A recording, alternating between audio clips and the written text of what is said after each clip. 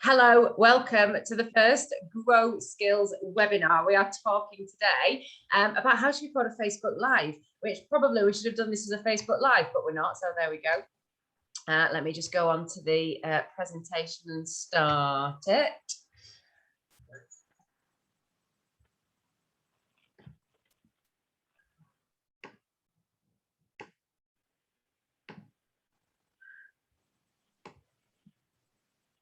Okay, right. GrowSkills webinar, running a Facebook Live. Here we go. First of all, what is Facebook Live? A lot of people think this is fairly self-explanatory, actually, but there is a difference between what a Facebook Live is and what a YouTube video is, for example. So a Facebook Live is a live action video. So it uses your own camera and microphone, whether that be from your phone or from your laptop, so you don't need a special camera. It streams directly to Facebook, so it goes out instantly. It's not something that you record and then upload later. Everything that you are recording is being live streamed onto Facebook as you are doing it. And you are able to choose your audience. So you are able to decide who you want to be able to see your video, but there are limitations to that, and I'll explain those more in a minute. So what's good about Facebook Lives? They are immediate. So as I say, straight from what you are saying through your phone or your laptop, straight onto the internet, which is really handy in certain circumstances. It's very, very easy to use. People worry about the tech and how it works and stuff, but actually once you've got your head around starting a video and using it, it's really simple, and that's been done for a reason. It's a direct conversation with your audience. So it is you talking directly to your audience. There's no filter, there's no in between. There's absolute immediacy in that. It's interactive, and this is one of the big pluses and big differences between Facebook Live and, for example, even LinkedIn Live or YouTube Live. This is interactive. People can comment, they can talk to you, they can interact with what you're doing and be involved in the conversation. If they were just watching back a static video, they wouldn't be able to do that. That is very much a passive activity. This is an engaging activity. But unlike most people think because it's immediate and because it's kind of in the moment, it doesn't hang around, but it does. You can download that video, stay on your page or your profile or whatever, download it forever. You can upload it then to YouTube as a video, whatever you want to do with it, but it's always available for people to catch up with. What's bad about Facebook Lives? There is no staging process. So as I say, it is straight from what you are saying onto the internet. There's no chance for you to kind of practice. There's no delay. You can't bleep out swearing or whatever. No editing. So it's not a video that you can then go back and say, oh, let's take that bit out because that wasn't quite right, or we'll clip a minute off the end because it's a bit long. You can't do that. What you record is what goes out, and there's no change in it. You can't control who watches it or interacts with you. So when I said before, you can pick your audience, to a certain extent, you can decide that I want to stream this to my page or my group, or I want to stream it to certain people on my profile page.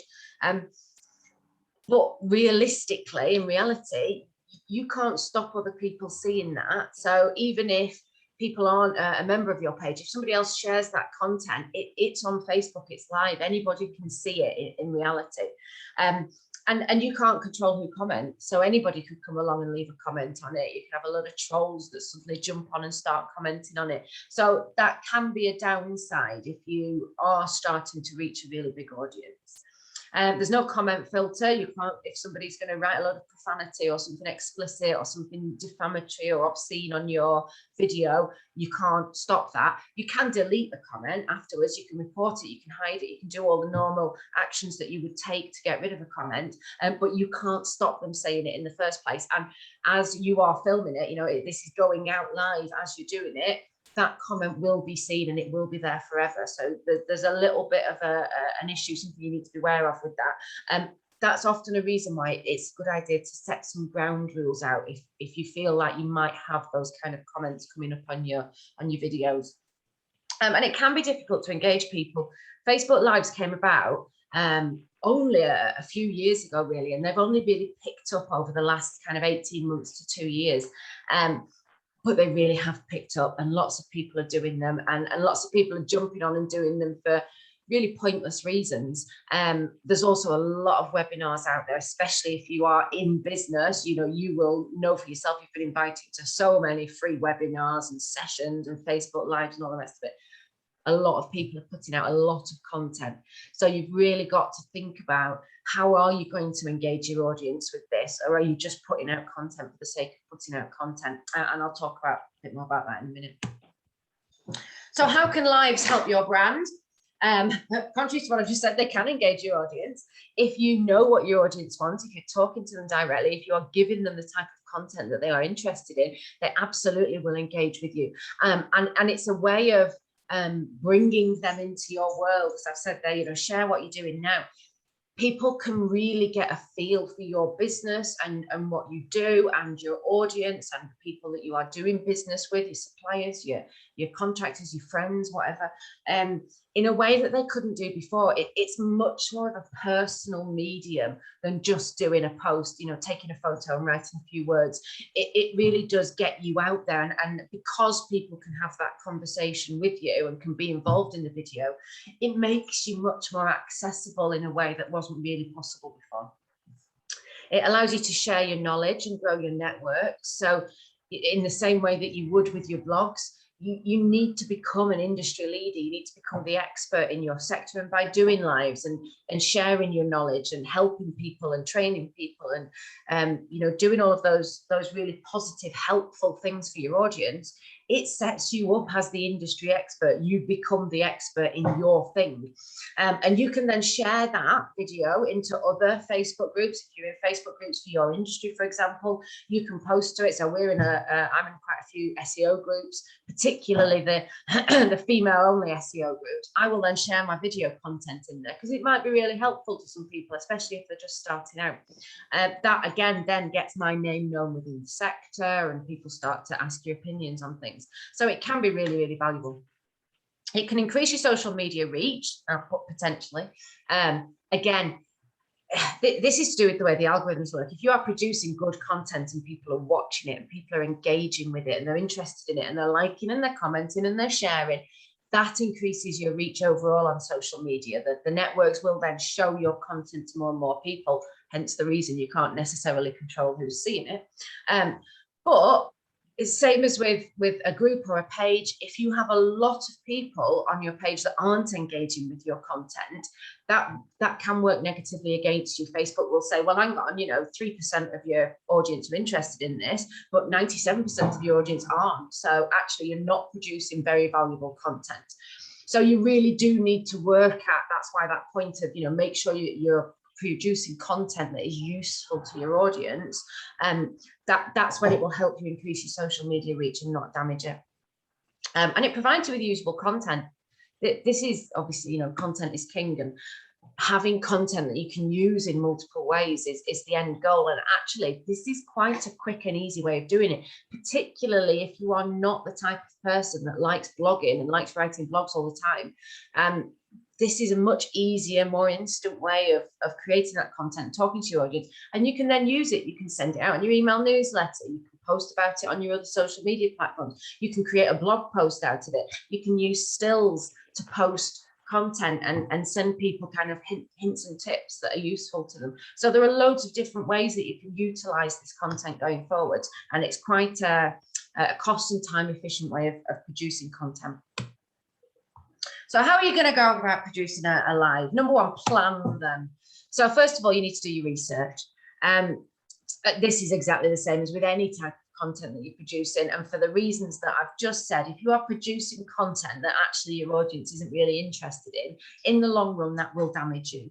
So you need to be producing the content that is really useful to your audience, that's really going to help them develop their skills or understand you better, or whatever your goal is. But it needs to be useful to them. It's not just about what you want to be pontificating about. So think about who is your target audience. Think about the demographics. Are you aiming yourself at younger people or an older demographic? Or is it mostly tradespeople? Or is it business people? Who are you trying to talk to?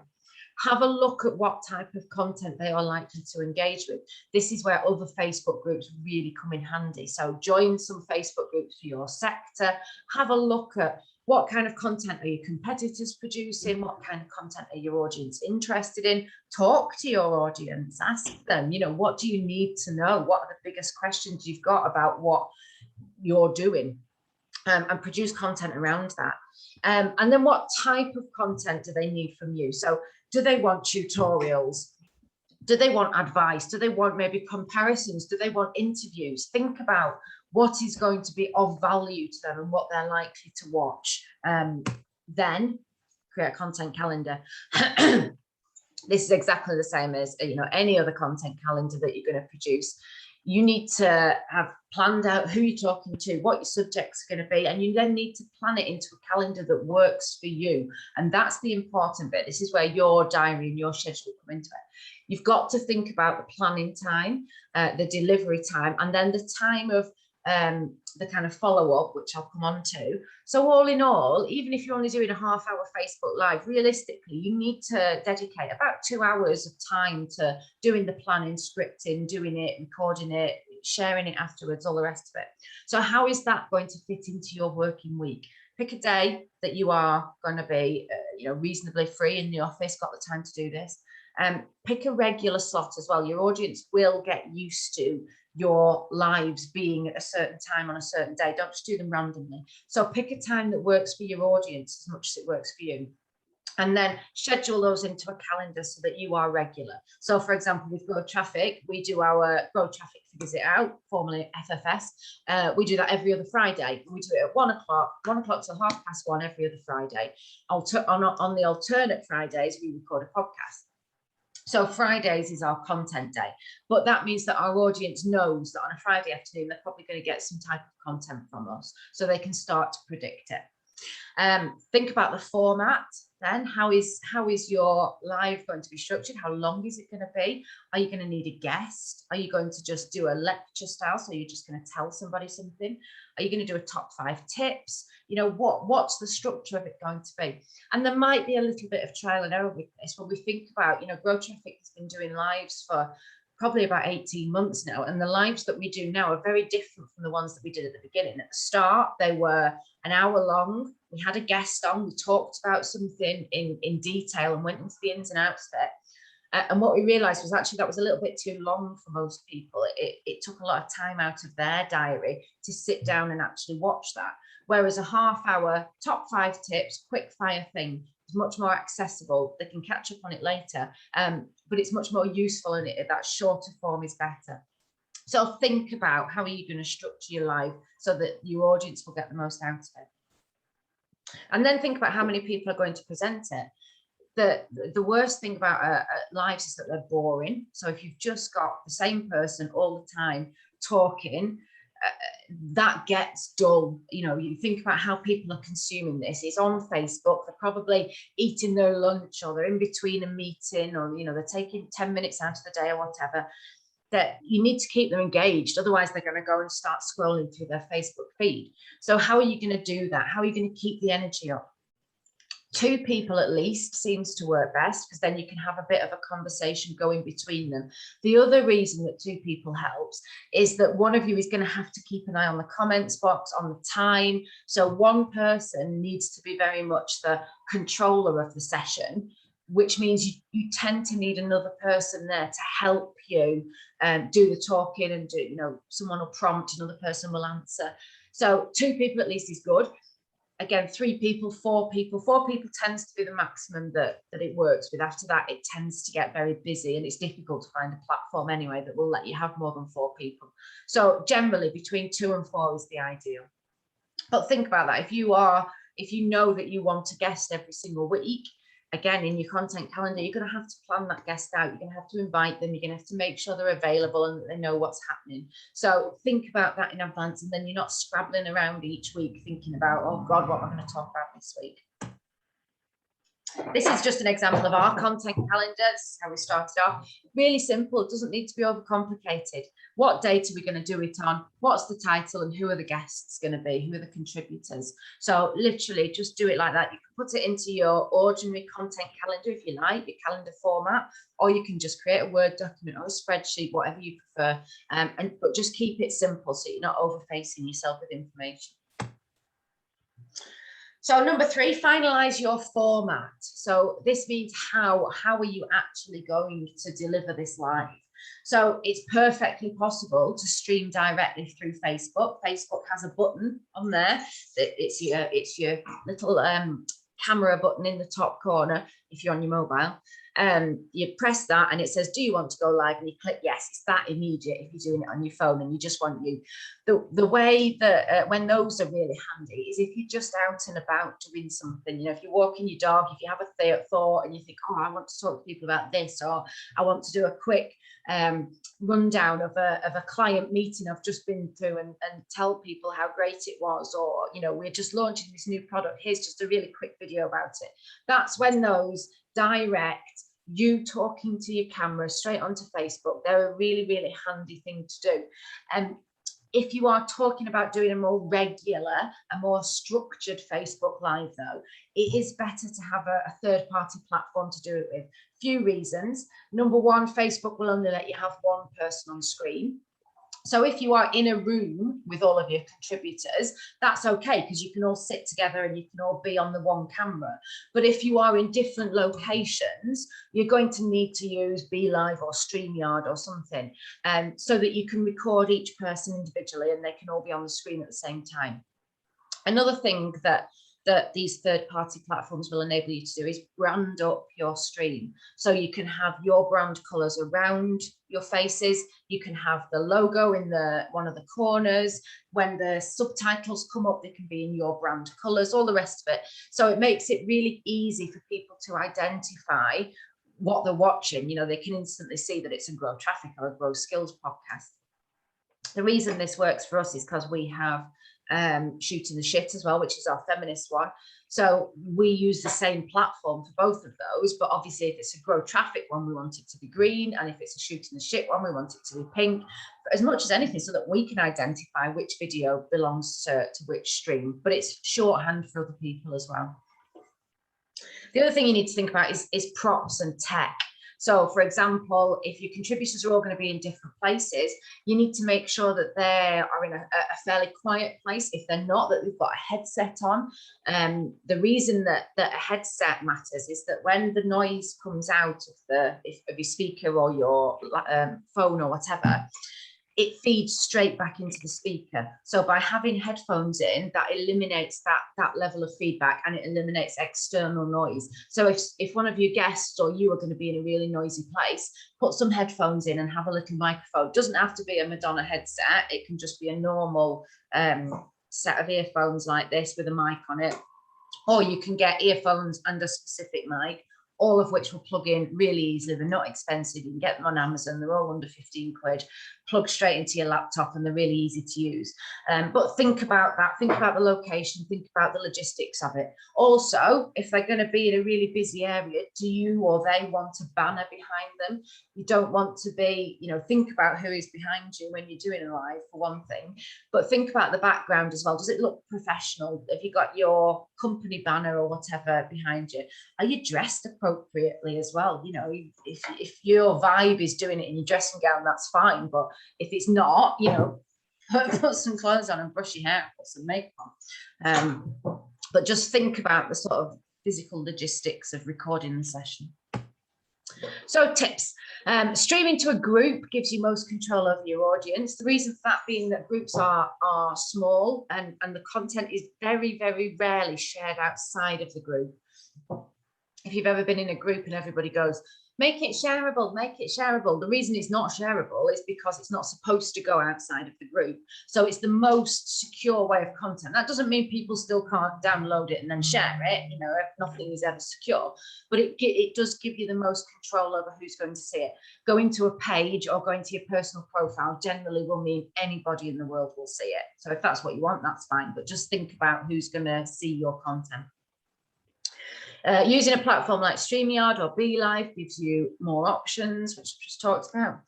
And the more interactive the session is, the better engagement will be. So this is, again, if it's just one person and they're just talking like I'm doing now, you can switch off. People will switch off. You're dealing with Facebook. people have got short attention spans and they'll scroll.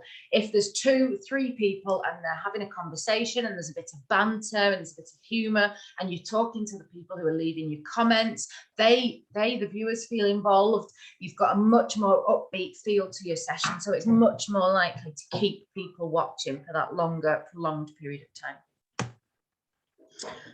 Okay, so step 2, book your lives. First thing you're going to have to do is brand them. You're going to need to think about the brand. It's probably going to be the same as your company brand, but you will need to create a strong brand, a strong look and feel, so that people see it. Where, you know, people's news feeds are busy. They need to be able to see your content as it's scrolling past them. So make it bright and colourful and eye-catching. You're going to need to create as well a unique piece of cover art. So when you're creating your events, you'll need an event cover. You'll also need something for your group or your page, however you're doing it, so that it's all branded up, so people know when they are on your page what type of content they're going to get. And if you are starting from a new group or page, if it's not your company page already, you're going to need to think about building that audience up. So who are you going to invite to like it? Who are you going to invite to be part of that group, whatever? Bear in mind, back to that point of, most of your audience needs to be engaged with most of your content. So don't just invite everybody that you went to school with and your extended family if they're not interested in your content, because they will damage you just by being there and not watching it. So they might think that they're doing you a favor by liking your page or watching your group or saying that they're going to watch your video or whatever, but they're actually not. If 500 people say they're going to watch something and then nobody does, that's damaging as well on a live. So only invite the people who are genuinely going to be interested in watching that content, and ask people to only confirm that they're going to watch it if they actually are going to watch it. Bear in mind though, they can watch it back later, so you know, you don't have to be strict with people, but just bear in mind the percentage numbers. Create an event in Facebook. So Facebook have made this really easy now for people to do. So they have, when you are creating an event, they have a specific button that says, is this going to be a Facebook Live? And if you click yes, when the time comes, they will remind you that the Facebook Live is coming up, but they'll also remind anybody who said that they're going to watch it that the Facebook Live is coming up. So it's quite a handy little button. Create a custom event cover, preferably unique. The reason for that is that if you just use the same event cover for every single one, people will have seen it, they'll scroll past it, they know it's the same thing, they're not really interested. If you can make it a little bit different, make it unique, have the heading that's for that specific one, have photos of your contributors, have a picture of what you're going to be talking about, something, but just make it unique so that people don't think, oh, I've seen that, you know, it catches their eye, something new. Choose a good, enticing title that says exactly what it does on the tin. So don't choose something that doesn't describe what you're going to do, because most people will only read the title and will decide on the basis of that whether or not they're going to watch. So make sure your title says, this is the thing that we are talking about. But try and make it interesting. If you can have it as a question, that's better as well. Write a good description. So if the title has caught somebody's eye, they will then read the description. So again, make that enticing. Again, have a bit of a question and answer format. Have you ever wondered about, you know, what's the pain point that you are solving for this customer with this piece of content? Make sure that's in there. You know, are you wondering, are you losing money when you do? Have you ever, have that in your description. Also, if you can use your hashtags in your description, that's good, because if people are searching for the hashtags, your event will come up then in the return. Oh, and fill out all the information as well. That they ask you for the information for a reason, so don't skip boxes. In fact, I think now Facebook don't let you skip boxes. I think you have to fill in every single section before they'll let you go on to the next section. But if they are asking you for information, there's a reason, so fill it in, make sure you've got something in every box. So this is the step. When you go to your page, you go to events, and then there's a big button there that says create new event. You click on that, and then you can see on the picture on the right there, those are all the boxes that it asks you to fill in, and it gives you, you know, word count and all the rest of it. Put an end date as well, a start date and an end date, so that people can see how long that they're going to need to dedicate to this session, so that they can block it out in their diaries if they really are interested in watching it. Next, promote your event. So people think, quite erroneously actually, that if they create an event in Facebook, that event will magically be shown to people, and it isn't. There is a button that you can click. There's a little tick box that says invite everybody on this page or in this group. So first thing to do is click that, and then everybody who's in your group or page will get an invitation to the event. The other thing you can do though is invite anybody else that might be interested. So they might not necessarily be in your group, but they might be, a friend who's particularly interested in this subject, or a family member or whatever, or a colleague you've worked with. You can have, there's an invite button to the right, click on that, and then you can click from your friends list who you would like to invite. So do that, then they, again, will specifically get an invitation. Otherwise, they just won't see it. Post your invitation in other relevant groups. So if you are in, say, local business groups or industry groups on Facebook or LinkedIn or Twitter, go and tell people about your event. Get the link and create a post and invite them over to it so that they can see it. Again, don't assume that everybody will see your event. They won't. And share it elsewhere. So social media, but also on your email newsletter. Tell people about it. If you're going networking or whatever, tell people that you do it. Another great tool that I found when I'm networking is ask for contributors. So rather than just say, oh, we do this Facebook Live, again, you saying that over and over again gets boring. People have heard it. They don't take notice of that. Whereas if you say, I've got a Facebook Live coming up about this thing, and I'm looking for contributors, or I'm looking, if you've got any recommendations of people that would be interested in that, that gets their attention. You're asking them to respond to you, to answer a question. So do it that way. But just make sure you're telling people everywhere you possibly can. Tell people, send a specific email out if need to be. So tips, find a great guest.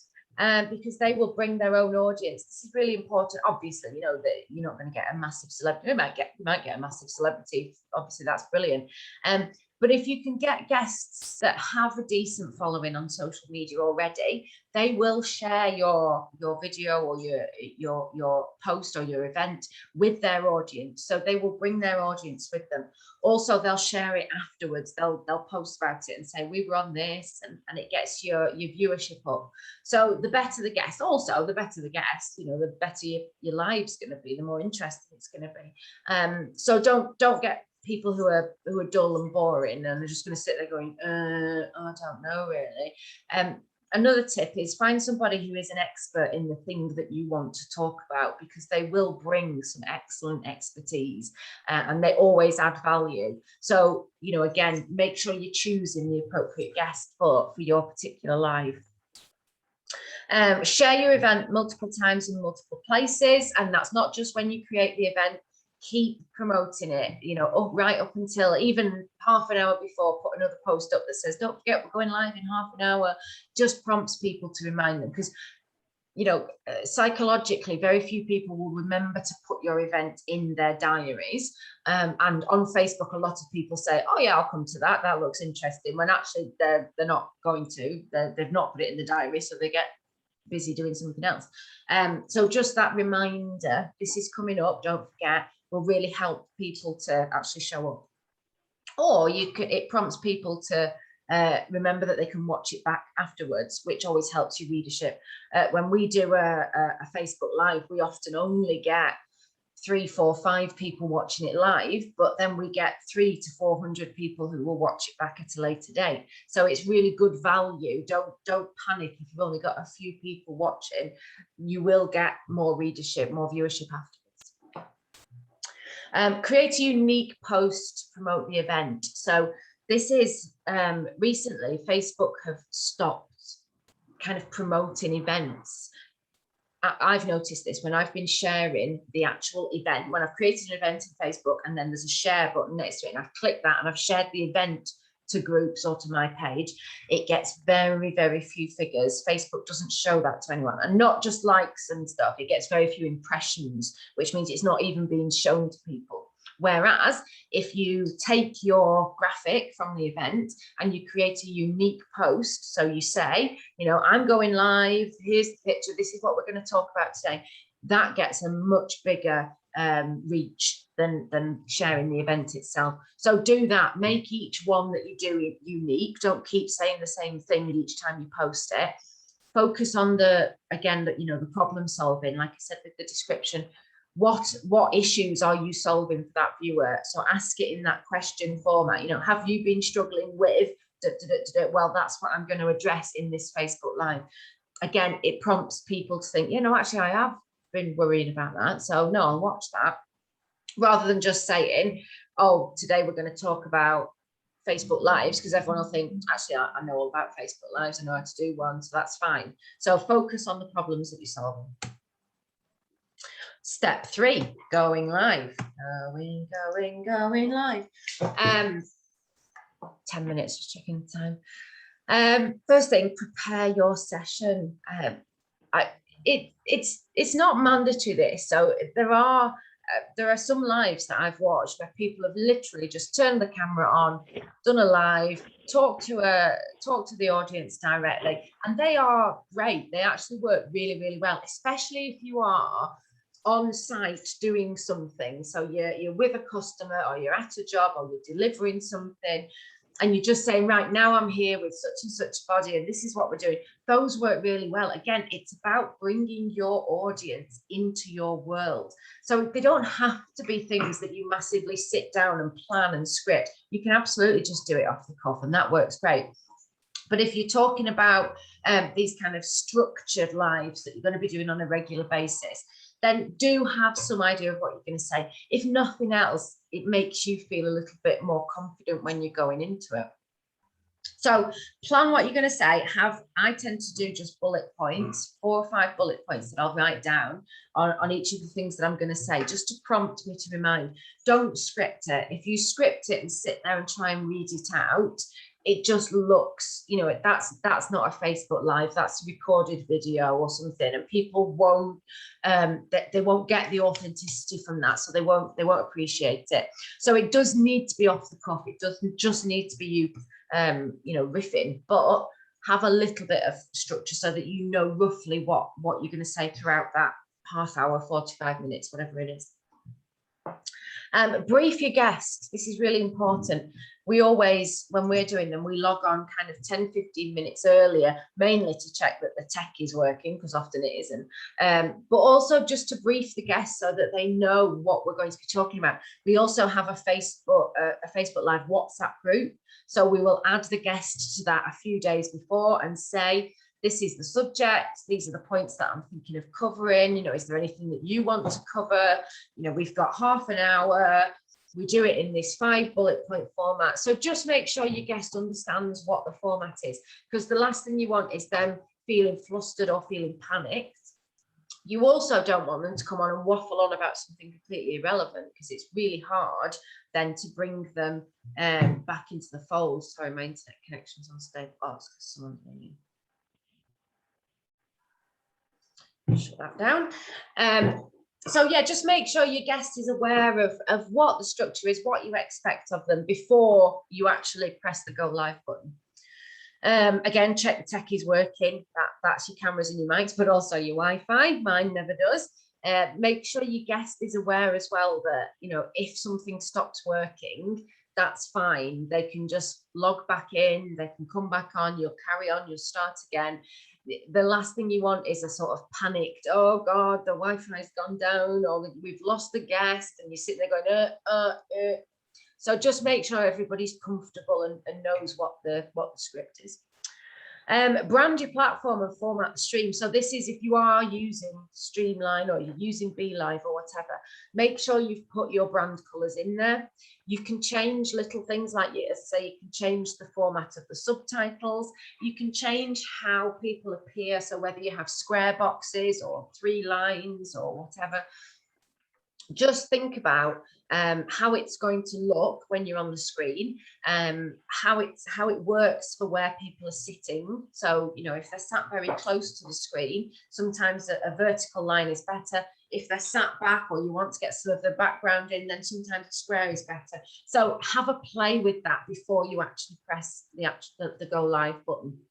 And just make sure you can see everybody's faces, you can hear everybody knows what's happening, and then you're ready to go. So then press go live.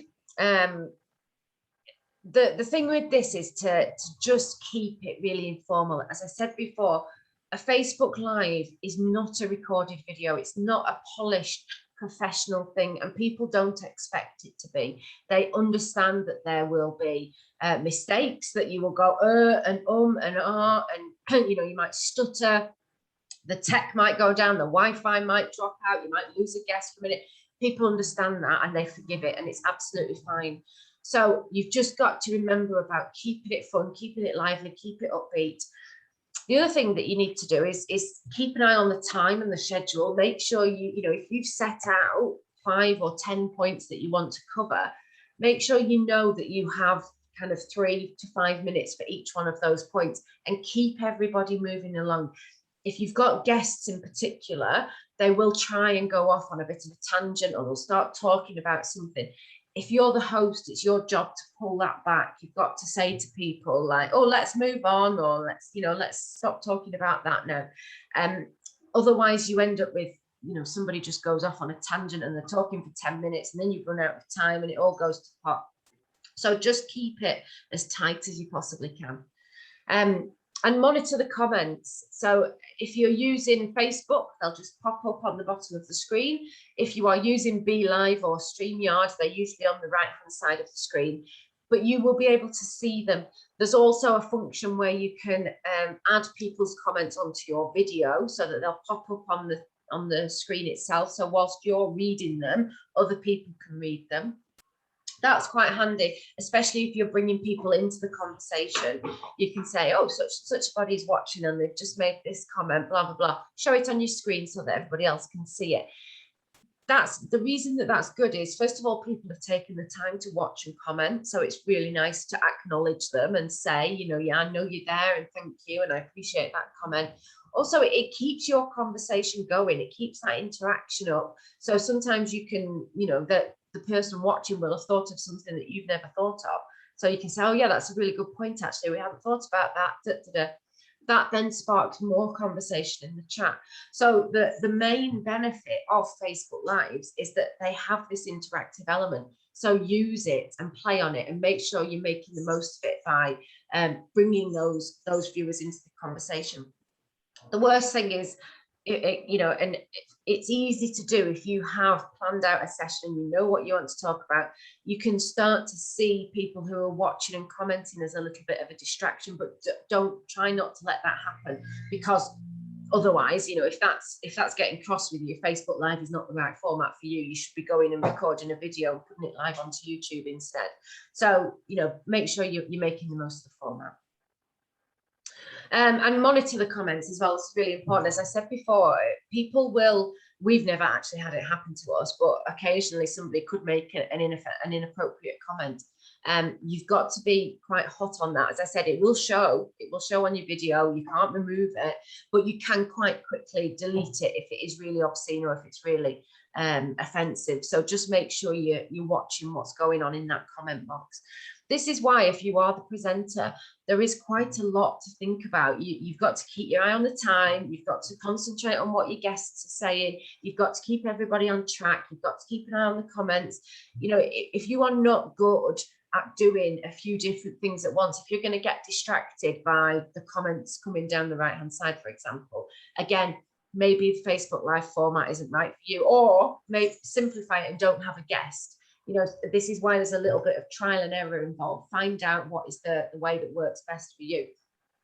But the best way is if you have got 2 people on, for example, or 3 people. That's why it's good to have one person who's kind of keeping an eye on the time and the schedule. You can have one person that keeps an eye on the comments, and then you can have the guest that is just there to talk. So split the responsibilities out if you need to.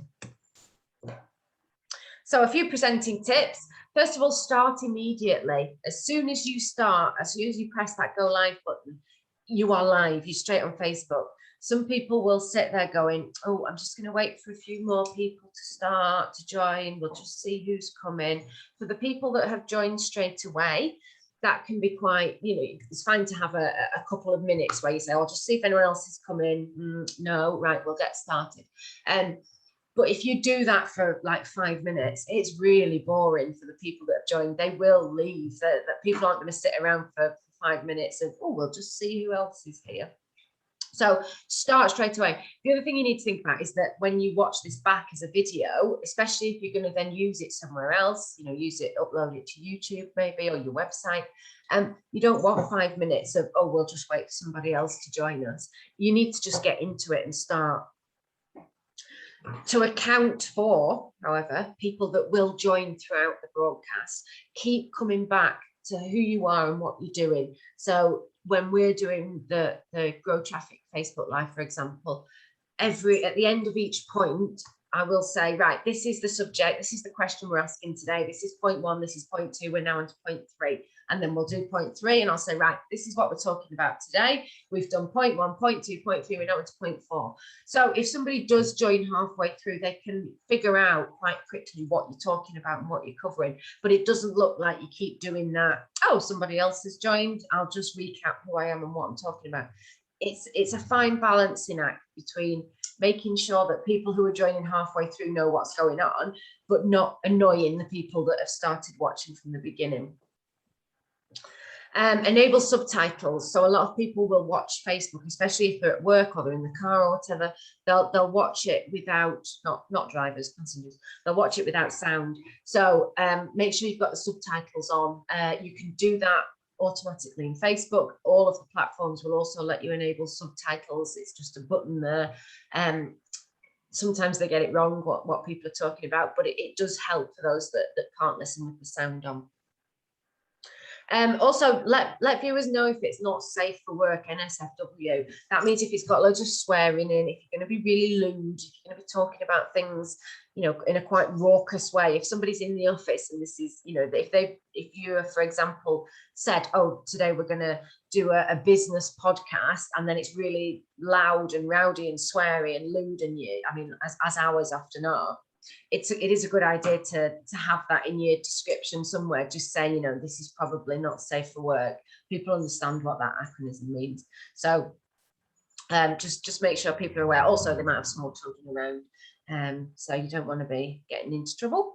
And then don't worry about mistakes or tech issues. As I said before, they happen, and people understand that a Facebook Live is not an edited, it's not a polished video. It doesn't need to be overly professional. The immediacy is the beauty of it. So yes, guests will drop out and come back in again. Somebody's sound will go off. Somebody will drop the microphone. Somebody's microphone will stop working. All of these things will happen, often within the same live. So it doesn't matter, just keep going. Just make sure you say, oh, look, we've just lost such and such a buddy. We'll carry on talking without them. People forgive it, then the guests will come back in. So don't get worked up and panicky about it. It's just life. Okay, after the session. So when you've finished doing your session, your actual recording, and you're rounding up, make sure you finish with a call to action. So what do you want the viewer to do next? Where can they go to find more information? Usually it's going to be your website, but we often read out our email addresses, or we say, we will put our contact details in the chat box. Remember, that video stays on your Facebook page. That chat box stays active, so people can comment on that video a year after it's gone live. And sometimes we get that. We've got a video that we think's, died in the midst of time, and all of a sudden somebody will leave us a comment or ask us a question. So that's a good place to put your contact details. Also, if you've had a guest on, make sure that they have the opportunity to read out their contact details if people want to get in touch for more information. So have a call to action and just think about how you're going to close that off nicely. Thank you, viewers. That's often a really good way as well. Just say thank you for commenting and watching, and we'll be back in 2 weeks' time or whatever. After the actual video is finished, then it's a really good idea to go back and just check the comment section. So if anybody has left a comment and you didn't get a chance to address it in the actual live, just go back and like it and respond to them there, just to acknowledge, again, they've taken the time out of their day to watch your video, to leave you a comment, to contribute to the session. If you couldn't accommodate that in the actual live, that's fine, but just acknowledge it afterwards. So say, yeah, good point, completely agree, or yeah, we talked about that, also it's a good idea to go back, as I say, put your contact details in. But if you talk about any resources, books, webinars, anything else that you've mentioned in the session, put the links to it in the comment section again, so that people can see it and they can watch it back. Keep monitoring the chat, as I've said, it stays active, so make sure you're still in there. And download the content to use elsewhere. Again, I said this right at the beginning. This is a really important point about Facebook Lives. That content stays on your Facebook page, but also there's a download button, your 3 buttons onto the right of the video. You can download that. You can then upload it to your website, to your YouTube channel. You can share it on your email newsletter. You can take screenshots from it and create other videos. There's all sorts of stuff that you can do with it. So don't just leave it. Make sure you are utilizing that content. Sorry, I've got a frog in my throat. When we are doing these Facebook Lives, we've tied them into our Grow Traffic content calendar. So we will do a blog on the Monday before the Friday Facebook Live. We'll then do the Facebook Live on the Friday. And then the Monday after, we will do another blog about it written by another person. So the one afterwards will be, this is what we talked about in the Facebook Live, and here's the video, and that goes onto our website. The one before will be written by a different person. It will be their take on the same subject, so that we've got, it will be the same subject done in a slightly different way, so that we've got the same thing being covered, but we've got different points of view or different aspects of it. Once the video is done, we then download it, we upload it to our YouTube channel, and we also upload it to our podcast as audio only. There is a website, I think it's called getfvid.com, Get Facebook Vid. And you can just put your URL of your video in, turns it into an MP3 file, and you can then upload it as an audio file to your podcast platform. So from that 1.5 hour Facebook Live, we get 6 pieces of content that we can then use in various ways. So don't just think that it's finished and it's done. Keep using it. So general tips about presenting. So make sure you've got a good mic or a good headset. So as I said before, sound quality, people will put up with poor sound quality to a point, but after a while they will start saying to you, you know, your sound shocking or your internet's shocking or whatever. So just try and do everything you can to improve it as much as you can. As I said, if you are genuinely going live, you're in a busy location or you're on a location or whatever, it's going to be noisy and people might not hear you very well. It might be windy if you're outside. That's fine. But if you can just get some basic earphones, will help reduce the noise. You can, as I said, buy a plug-in mic, or you can buy a headset, whatever works for you. They're not expensive, but just do everything you can to improve the sound quality if it's not great. Keep the energy bouncy and keep the chat moving. So again, people are not going to watch it if it's boring. People are not going to watch it if you've got one person tailing off onto a tangent like Dali does when he goes off onto his 15-minute rants about server locations in Belgium. That's not what people are there to watch. They'll scroll on, they'll go somewhere else. So just keep it moving. If somebody's going off onto a tangent, bring them back. It's a good idea to have some sort of set way of doing that. People won't get offended, but if you say something like, oh, you know, time's marching on, that everyone laughs at me for saying that, or you know, we're running out of time or whatever, I'm going to bring us back to the subject. It just keeps that session tight and means you're not going over time too much. Stay on point again. You know, you that's why having a sort of script, or at the very least an outline of what you're going to talk about helps, because it just means that you don't go off, you know, talking about all sorts of random stuff. Watch your sessions and listen to the feedback. This is really important. So we have a few people who watch regularly, and they give us really good constructive criticism. It's usually like, your Wi-Fi is crap, which I can't do a lot about. But other people who are watching genuinely do want you to improve and want you to get better. So listen to what they're saying, because they often will have some really good advice for you. But also watch them back yourself. It can be really painful at first. Like, my voice is really nasally and I'm quite northern and I hate listening to it. But you've just, if this is something you're going to keep doing, you've got to watch yourself back and think, oh, you know, I shouldn't have let them go on so long here, or I need to bring my tone of voice under control a little bit more, or, you know, I'm too excited, I'm often waving my hands around too much. So it does help you improve and get better as you go. Like I said before as well, your lives are very much a trial and error. You're working out what works for you and what works for your audience. So how they start off at the beginning will not be how they are after a year or 2 years. So, you know, use that feedback and use that analysis so that you're just making it a little bit better, a little bit more appropriate to people. Also ask your audience, say, you know, are these good? Are these handy? Is the content useful to you? Or would you rather I did, you know, 5 top tips, or would you rather I just interviewed somebody in an in-depth way about the problem that they've faced in their business? So, you know, talk to the viewers and find out what they like. The other thing that you can do is use your analytics. So Facebook has a really good analytics platform. If you go to your page and go to or group and go to Insights, it will tell you how many people watched your posts, how many people watched them afterwards, how many people commented, how many people liked, shared, all the rest of it. And it gives it you in a really easy to look at format as well. So it'll have it in a row with your impressions, reach, comments, etc. in the right-hand column. What that helps you do is see really quickly at a glance which subjects people particularly liked, which videos they really were interested in, and obviously do more of that. If you have a subject or a video that nobody's seeing, you can try it again. If still nobody's interested in that, drop it. Don't keep pursuing it.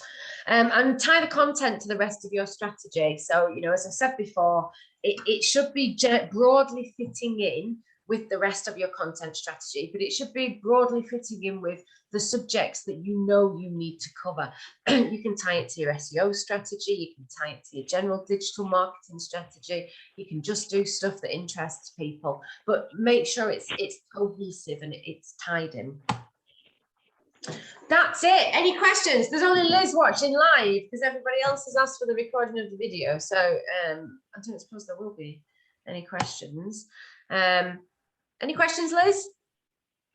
No, it was fab. Thank you, Rachel. That's all right. Thank you. So here are the details. If you'd like to know more, go to GrowSkills, grow-skills.co.uk. You can buy a monthly subscription bundle, or you can just buy things on an ad hoc basis. That's the email address, phone number, and our Facebook group. Please join them. These webinars are free. If you are watching this back as a recording and you have any questions, please feel free to email them over and we will answer them. And that is it. I'm going to press stop now. Thank you very much. Bye.